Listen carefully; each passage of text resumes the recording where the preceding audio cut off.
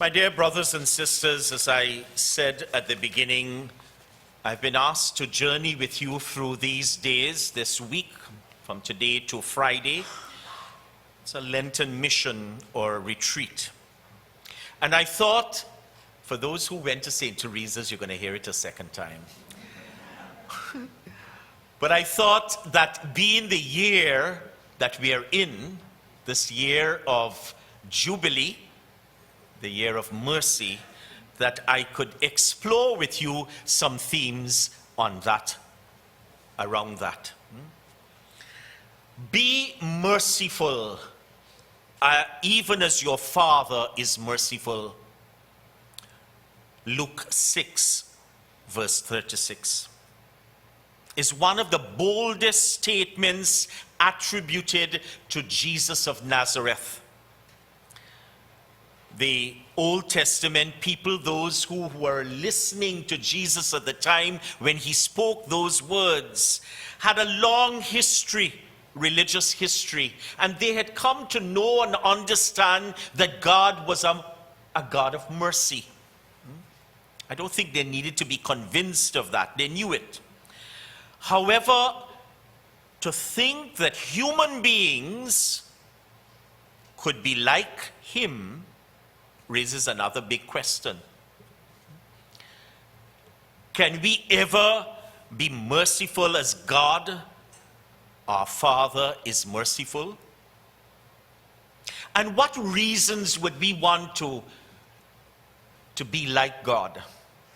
Well, I think I'm starting out here because I think it's where we must start. To understand ourselves, so we go back to Genesis. And we could ask ourselves why we were made in the first place by the Creator God.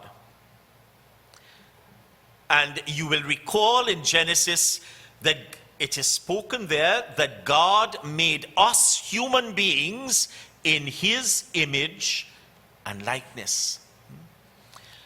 Now, it's not a physical resemblance, or else we might end up with so many gods, right? We all resembling God. No. But he made us in his image and likeness. In other words, we, the crown of his creation, were meant to reflect that which is of God. Therefore, the attributes of God, those things that are of the nature of God, we humans were meant to reflect that, mirror it in this physical world that he made us and made us part of. Right? But sin destroyed that image. Sin came along and destroyed in us the capacity that we were made with to reflect the image and likeness of God. And I'm sure that you understand that. Many times when you try to be like God, to be good, who is good? God. And when we attempt to be good, you know the struggle, how sin comes along and tries to deflect our goodness. Pope Francis, our Holy Father, a lovely man, really, but the Pope of our times, who was the one who called for this year of mercy. And in the Bull of Indiction of the extraordinary Jubilee year of mercy, he says, Jesus Christ is the face of the Father's mercy. And this might well sum up, the Pope says, the mystery of the Christian faith. Mercy has become living and visible in Jesus of Nazareth. And that's the mission that Jesus was sent on into this world for. Because sin had destroyed, if you like, our capacity to mirror the very image and likeness of our God in the world, Jesus was sent to restore that capacity in us. In other words, to conquer sin and to return us to the goodness that was ours from the very beginning. Are you with me? So in Jesus, as the Holy Father points us to, we will see in Jesus the very face of the God who is merciful. And Jesus himself tells us this. Remember what he will say to Philip? You remember it? Philip, to see me is to see the Father. Right? When Philip was asking, Jesus said, well, show us the Father, and then we're going to believe. And he said, but I've been with you all this time, and you don't know me? If you see me, you see the Father. If you hear me, you hear the Father. The words that I speak are not mine, but his. Right? And so Jesus is that face of our God in the world. He mirrors the Father. And it is therefore to Jesus then that we must turn if we're going to understand mercy. Mercy. Because Jesus reveals the God who is the God of mercy. Now, St. Luke's gospel is always referred to as the gospel of mercy.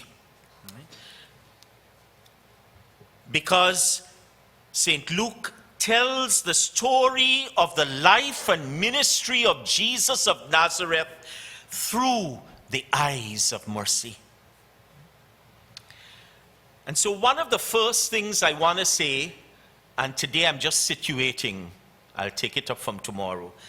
What I'm going to try and deal with is the parables of mercy found in St. Luke's gospel. But the first thing I want to say to us this today is that, and this comes out very clearly in St. Luke's gospel, that even before talking about mercy, Jesus made us feel and see mercy. In other words, mercy is not just words, but rather action. It is the way he, Jesus, is. How he lives and acts as the manifestation of God, the presence of the Holy One in our midst. So, for example, one of the first miracles of Jesus is for a leper. Our first reading deals with leprosy today too, but I'm not preaching on the readings. But if one of the first miracles of Jesus is for a leper, moved with pity, he stretched out his hand and touched him. You'll see it in Mark 1, verse 41. Moved by compassion, Jesus is not afraid of becoming infected. He touches the leper. Do you remember the cry of the blind man in Jericho? Remember it? Jesus is coming along one day, and this blind man is shouting after him, Jesus, son of David, have pity. You remember it? And what happened next? The people around Jesus say, shh, be quiet. Be quiet.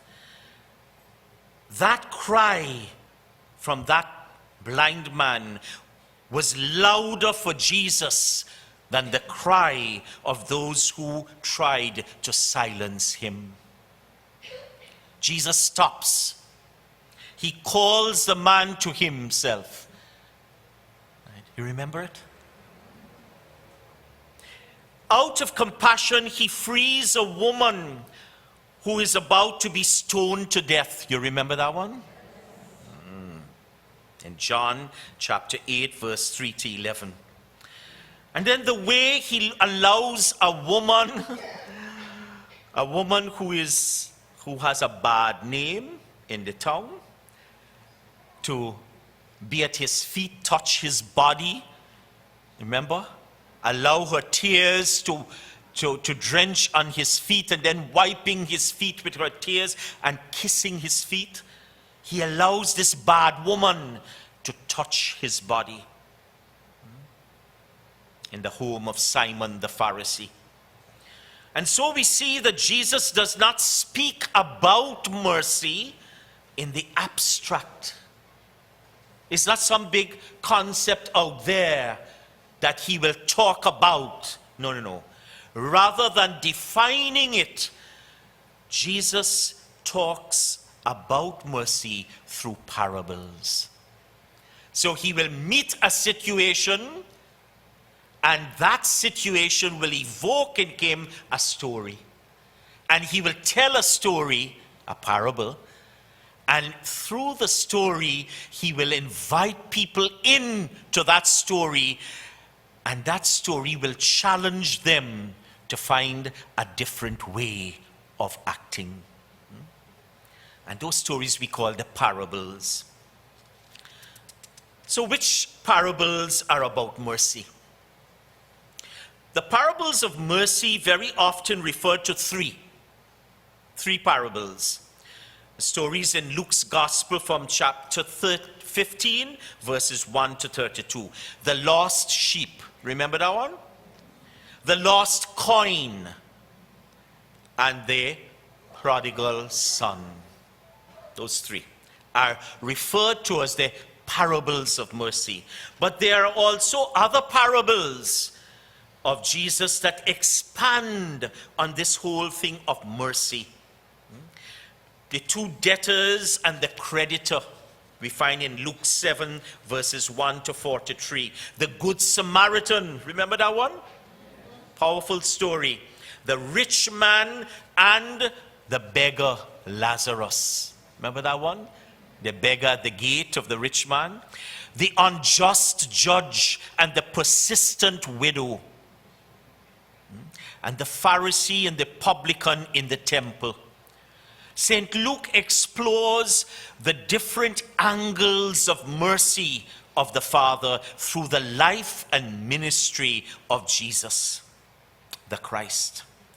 And through these 8 parables, 7 of these 8 parables, Jesus tells on his road, his journey from Galilee to Jerusalem. He's on the road. And as he's going along, these parables will be told. 7 of the 8. Only one is told in a different context. And I think that that's an important aspect for us to understand. Mercy is not like the natural virtues. You know, the natural virtues of that a person can try to cultivate in his life, character building like justice, temperance, those fortitude, those are referred to as natural virtues. But mercy is not like that. In other words, you can have somebody who practices good in terms of good character building, is a good person, as we will say. He is just, he has practiced all those natural virtues, and we say he's a good person, but not necessarily merciful. Mercy is not by practicing these things and developing them in your life, you will one day become virtuous. Mercy, you can only come to mercy by learning to be merciful. And that's why it's important that we have to be at the feet of the Master. We have to be in company with Jesus to learn what it means to be merciful. And hence, I think so powerful for us to explore this at this time of Lent. Because that's what Lent calls us to. Lent is inviting us to, it's like a long retreat. We're just doing these 5 days we call a retreat. But Lent, the whole of Lent is like a long retreat. It's a time when God invites us to enter the desert experience. It's a time when God is asking us to open our hearts, to open our very beings to Him, so that we can learn from him. And so it's in that context that I invite you today to come journey with me. Let us keep company with Jesus the Master. Let us learn as disciples at the feet of the Master. Let us see him act merciful and learn what it means to be merciful ourselves. And so for the next few days, I will take this up and look through the eyes of the parables of mercy at how we can learn from Jesus to be merciful as our Father is merciful. Amen? Amen.